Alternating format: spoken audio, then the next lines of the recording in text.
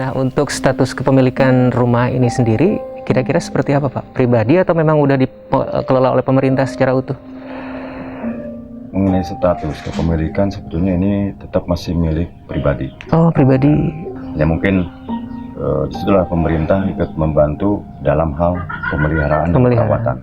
Saya pun memang pada saat ini berusaha agar tidak timbul ini, berusaha untuk taruhlah kalau atau memang pemerintah daerah Kabupaten Purwakarta untuk mengambil alih status kepemilikan.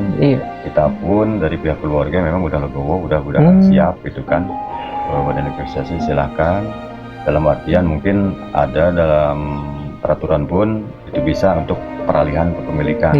Mungkin konsepnya nanti entah itu diganti rugi ataupun dijual. Jadi nanti sepenuhnya mungkin merupakan pada akhirnya menjadi aset pemerintah daerah.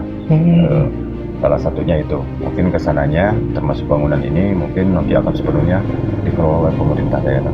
Walaupun memang sementara ini pun pemerintah ya memang ikut di dalamnya untuk memberikan semacam sementara ini bantuan untuk pemeliharaan ini belum ada lagi. Setelahnya memang lepas dari Balai Pelestarian Cagar Budaya yang berada di Serang. Sementara pemerintah daerah di sini belum melanjutkan apa yang pernah dilakukan oleh Balai Pelestarian Cagar Budaya yang berada di Serang. Berarti memang sejauh ini perhatian pemerintah hanya sekedar dari kucuran dana saja ya, Pak ya? Atau seperti apa, Pak? Ya memang hanya batasnya itu adalah sebatas bantuan untuk perawatan dan pemeliharaan. Dan itu pun sudah berhenti. Nah, sementara ini memang berhenti sejak tahun 2020. Yang pertama memang dana itu dari Serang Banten, kantor Balai Pelestarian Cagar Budaya yang di Serang Banten. Mungkin di sana sesuai peraturan perundangan yang berlaku, mungkin segala sesuatu hanya sekarang dilimpahkan sesuai dengan otonomi daerah kepada pemerintah daerah setempat. Betul. Tapi sementara ini belum ada tindak lanjut, arah kedepannya belum ada lagi posisi. Berarti memang sejak 2020, berarti sejak pandemik ya, Pak ya? Berhentinya apa memang sebelum pandemi memang sudah berhenti? Mungkin itu sebetulnya hal itu tidak melihat pada masalah pandemi. Kan? Tidak masalah pandemik, mungkin karena masalah job atau pekerjaan yang memang seperti itulah karena peraturan perundang-undangan. Jadi situs yang ada di daerah itu dikelola oleh sepenuhnya oleh daerah karena itu memang tertera dalam peraturan perundang-undangannya ada. Gitu. Mungkin itu dasarnya. Gitu. Sudah jelas ya, Pak ya, udah ada tertera. Di pihak sana dalam artian sekarang tidak lagi mengurus secara administrasi dan keuangan, tidak lagi mengurus gitu mengelola. Mungkin di situ dilimpahkan sepenuhnya kepada pemerintah daerah. Pemerintah daerah ya, Pak. Pemerintah daerah sekarang belum menggayuh seperti apa yang dilanjutkan oleh pihak swasta. Mungkin masih menunggu gitu kan, entah seperti apa posisinya. Kami pun masih menunggu gitu kan posisinya. Pihak keluarga udah berkeinginan hampir seluruhnya adalah untuk menyerahkan lah status kepemilikan supaya tidak istilahnya pikuk posisi jadi sepenuhnya ingin diserahkan kepada pemerintah dalam arti dalam tanda kutip kita ganti rugi atau dijual. Iya. Dan ini memang sudah dirundingkan ya, Pak ya, dengan keluarga yang lain. Perencanaan kalau itu memang ada tindak lanjut dari pemerintah dari pihak keluarga seluruhnya memang udah bersepakat seperti itu posisinya. Iya. Supaya enak. Ya syukur-syukur memang keluarga juga lanjutlah oleh pemerintah daerah. Berarti peninggalan daripada ini masih tetap akan berdiri, akan terlihat gitu kan. Karena yang namanya benda cagar budaya itu tidak bisa dirubah, pasti akan disesuaikan dengan bentuk aslinya. Betul. Kecuali kalau areal yang ini untuk faktor pendukung itu mungkin beda.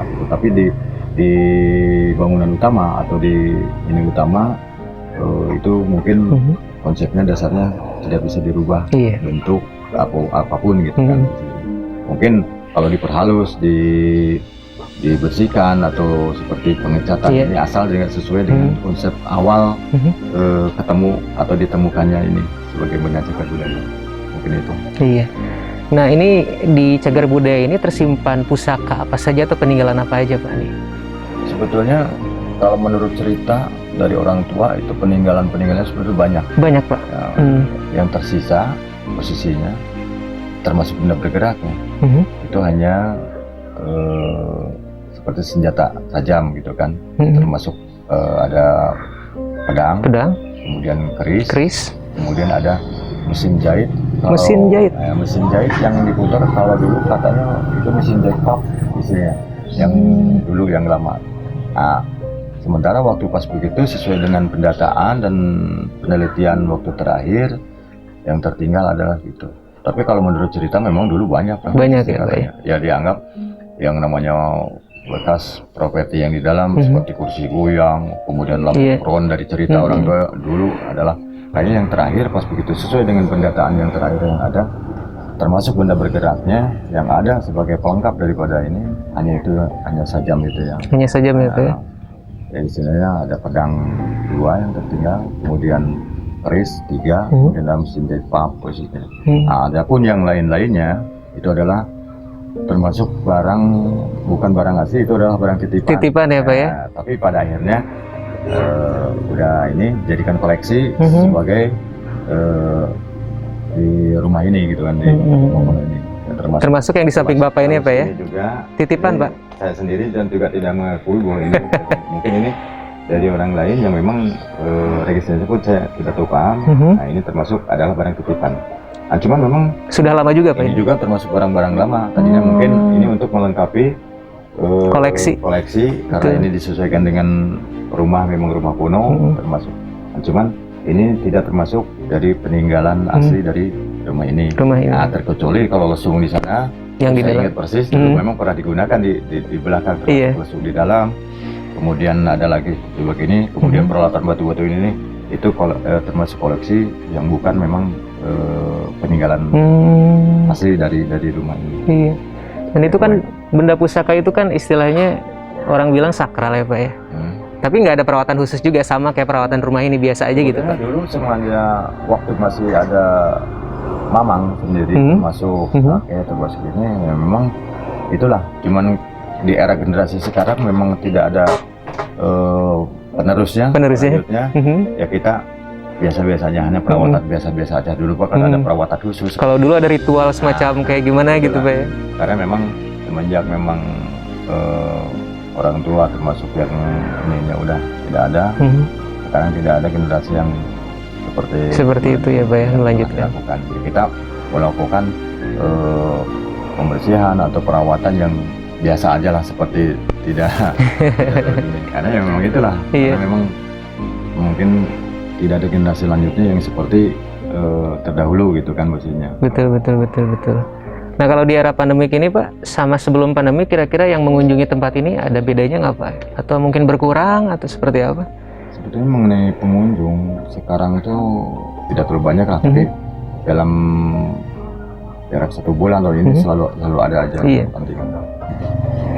Jadi memang tidak ada pembatasan khusus selama pandemik Pak untuk yang berkunjung ke sini, mungkin tidak ada Pak ya?